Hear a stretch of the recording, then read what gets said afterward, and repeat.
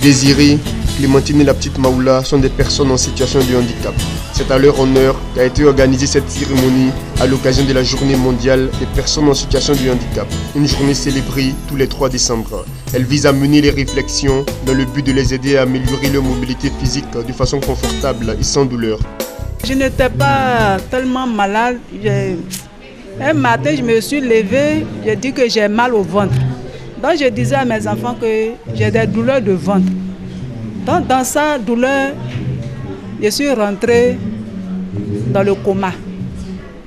Je suis rentrée dans le coma, on m'a évacuée à l'hôpital général à Bobo. J'ai fait 3 jours dans le coma. Avant, on me soulevait. Je ne pouvais rien faire. Aujourd'hui, j'arrive à marcher avec le déambulateur. Progressivement, vous retrouvez l'usage de ce moment. Justement.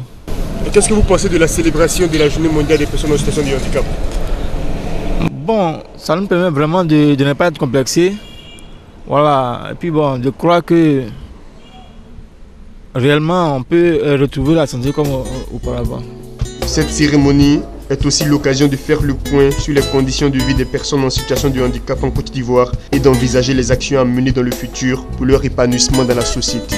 Le ministère de la Santé fait des efforts parce que en 1994, quand j'étais encore au CHU quand je suis arrivé au CHU de Yopougon, on avait peut-être 6 kinés pour toute la Côte d'Ivoire et pas de médecin rééducateur à part le professeur Nangu qui était encore assistant.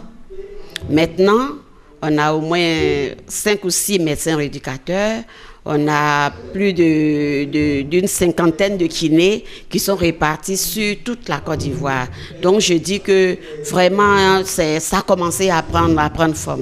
On espère que ce sera encore une occasion, une opportunité pour dire aux décideurs, au pouvoir public, à toute autre personne, de penser, de réfléchir et de mettre en place des lois, des textes au plan juridique pour promouvoir l'intégration, pour par exemple les personnes qui sont déjà handicapées, et tant soit peu pour leur permettre de réinsérer une vie active, une vie au plan socio-économique, pour leur permettre de vivre correctement. En ce qui concerne les enfants, leur permettre d'aller à l'école, de penser à ces enfants afin qu'ils puissent avoir un niveau de scolarisation décent. Cette rencontre en hommage aux personnes en situation de handicap en Côte d'Ivoire a été organisée par le Centre Kiné Médical, un centre spécialisé en kinésithérapie, rééducation fonctionnelle et réadaptation, ainsi qu'en orthophonie. Sa principale mission, prévenir le handicap, rétablir la personne en situation de handicap et lui permettre de se réintégrer dans la société.